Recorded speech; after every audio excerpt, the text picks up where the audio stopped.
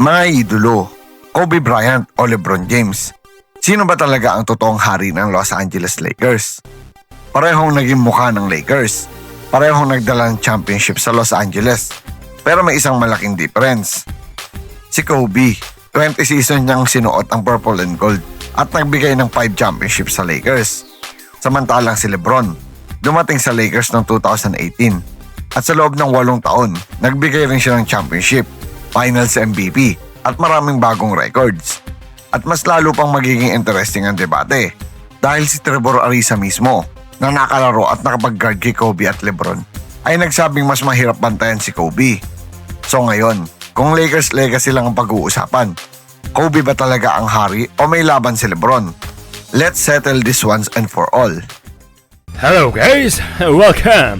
Yo, what's up mga idolo? Welcome back sa ating channel. Kapag sinabi mong Los Angeles Lakers, automatic na pumapasok sa isip ng maraming basketball fans ang mga pangalan ni na Magic Johnson, Kareem Abdul-Jabbar, Shaquille O'Neal, Kobe Bryant at LeBron James. Pero ngayon, dalawa lang ang pag-uusapan natin, Kobe Bryant versus LeBron James. Hindi ito simpleng debate kung sino ang mas magandang basketball player overall.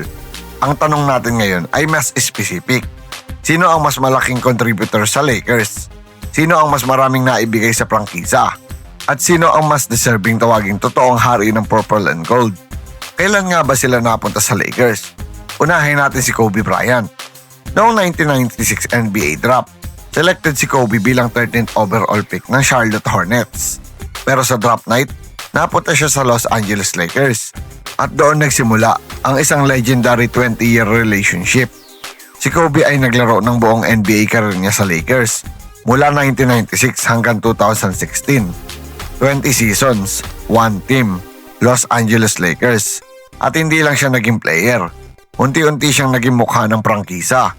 Samantala si LeBron James naman ay dumating sa Lakers noong July 2018 bilang free agent matapos ang second stint niya sa Cleveland Cavaliers. At noong dumating siya, ibang situation ng Lakers. Hindi sila powerhouse. Actually, bago dumating si LeBron, ilang seasons nang hindi nakakapag-playoffs ang Lakers. Kaya malaking expectation ang dala niya.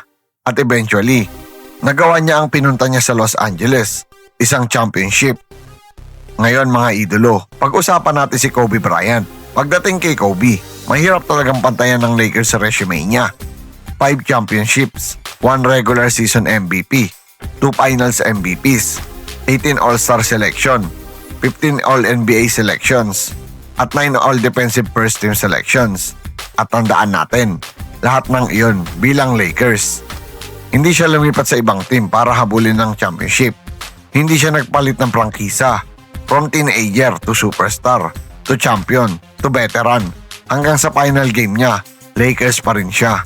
At may isa pang bagay na sobrang espesyal sa legacy ni Kobe. May 2 jersey number siya na parehong ni-retire ng Lakers, number 8 at number 24.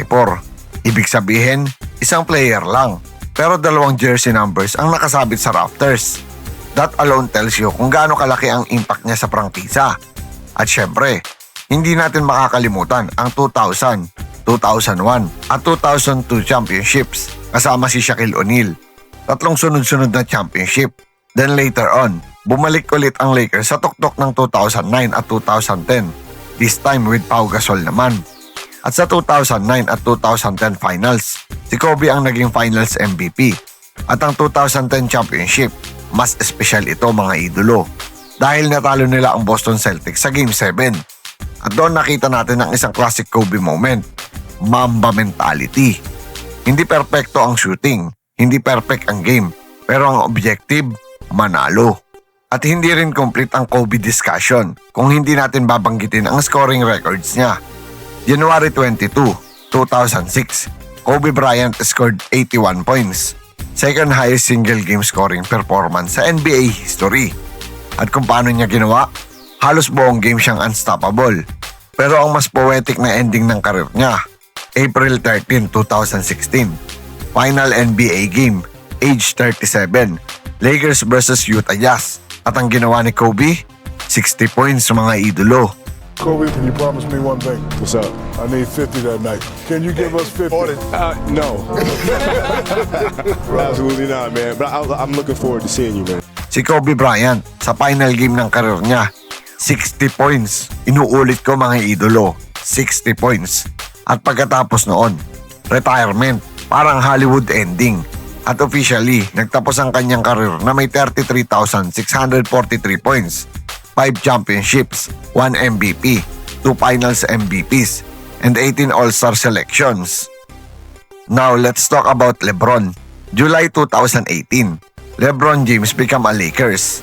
At noong panahon na iyon, maraming nagtatanong, kaya niya bang ibalik ang Lakers sa championship? Remember, LeBron had already won championship with Miami and Cleveland. Pero ang Lakers, naghihintay ng title mula 2010. And LeBron had a huge mission, bring the Lakers back to the top. At noong 2019-2020 season, mission accomplished mga idolo. Bubble season, pandemic, no fans inside the arena, unusual circumstances. Pero sa gitna ng lahat ng iyon, LeBron James led the Lakers to the championships. Lakers defeated the Miami in 6 games. And LeBron won Finals MVP. He averaged approximately 29.8 points, 11.8 rebounds, and 8.5 assists per game in the finals. At dahil doon, naging 17 championship iyon ng Lakers franchise, tying them with Boston at the time for the most championship in NBA history. And here's the important part. LeBron delivered a championship during his Lakers tenure. So kahit hindi niya naabot ang 5 titles ni Kobe, may championship at finals MVP siya bilang Lakers. Pero hindi lang championship ang contribution ni LeBron. During his Lakers chapter, nagkaroon siya ng maraming milestones. At isa sa pinaka-importanting achievement, he became the NBA all-time leading scorer while wearing the Lakers uniform. At noong 2026, matapos ang 8 season sa Los Angeles Lakers, officially natapos ang Lakers chapter niya. So overall Lakers tenure niya, 2018-2026, 8 seasons, 1 championship, 1 finals MVP, at isang malaking bahagi ng Lakers history. At kahit hindi siya naglaro ng 20 seasons sa Los Angeles Lakers tulad ni Kobe Bryant, nakapag-iwan siya ng legacy na mahirap burahin. Eto mga idolo, may isang tao na nagbigay ng interesting take niya. And this is where things get spicy. Si Trevor Ariza. Bakit importanteng marinig ang opinion niya? Because Ariza actually played with and against both Kobe and LeBron. So hindi ito opinion ng random fan. May first-hand experience siya. At nang tanongin siya kung sino ang mas mahirap pantayan, Kobe Bryant o LeBron James, ang sagot niya, Kobe. According to Ariza, Kobe was the tougher matchup because he was more relentless. At ito ang interesting explanation niya. You guarded LeBron, you guarded Kobe. What's your toughest matchup? Kobe is the tougher matchup because he's way more relentless. Bron is more relentless in a different way. He's going to make the right play. Bron will beat you up, get into the paint, and like kick it out. And you like, whew, shit. Kobe will beat you up, get in the paint, pump fake you, spin, pump fake you again, get you in the air, beat you up. Kaya para kay Ariza, Kobe was the tougher matchup. And that's where the famous Mamba mentality comes in. So ngayon mga idolo, let's compare. Championships, Kobe, 5. LeBron, 1 lang. Advantage, si Kobe. At malaking advantage iyon. Dahil ang Lakers ang championship-driven franchise. Finals MVP as a Laker, Kobe 2. LeBron 1. Again, si Kobe na naman. Time with the Lakers, Kobe 20 seasons. LeBron 8 seasons lang.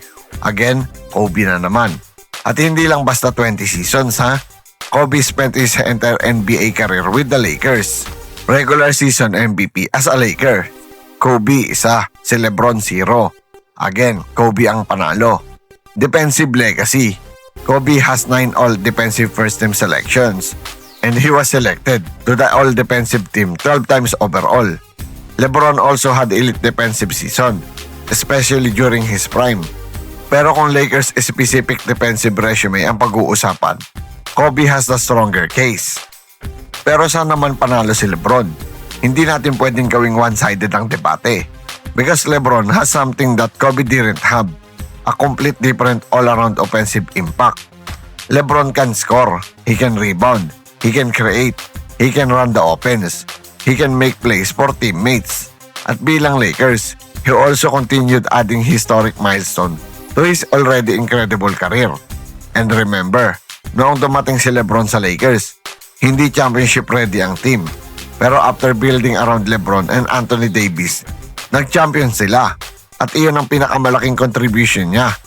He helped bring the Lakers back to the mountaintop. So sino ang totoong hari ng Lakers? Okay, ito na ang final verdict ko ha. Kung ang tanong ay sino ang mas magandang basketball player overall, napakalaking debate niyan. Kobe fans have their arguments. LeBron fans have their arguments as well. At maaaring hindi talaga matapos ang debate. Pero kung ang tanong ay, sino ang mas malaking Lakers? Mas malinaw ang sagot, Kobe Bryant. Why? Because Kobe didn't just play for the Lakers. He became the Lakers.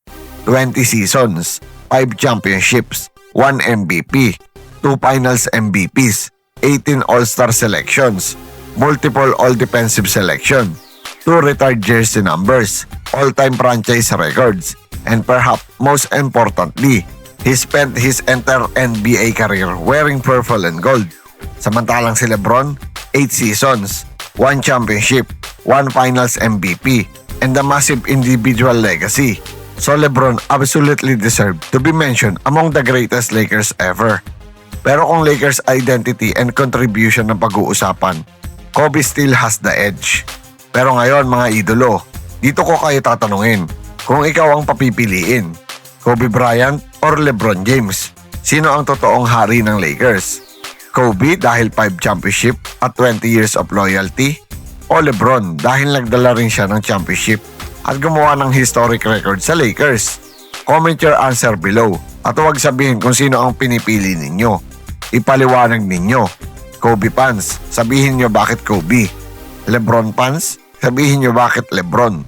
At kung nag-enjoy kayo sa ganitong NBA debates, like this video, subscribe sa channel at i-hit ang notification bell para updated kayo sa mga susunod nating basketball stories at debates. Dahil dito sa channel na ito, basketball ang tunay na panalo. Once again, this is your Spotlight in Sports. Maraming salamat mga ka-sports.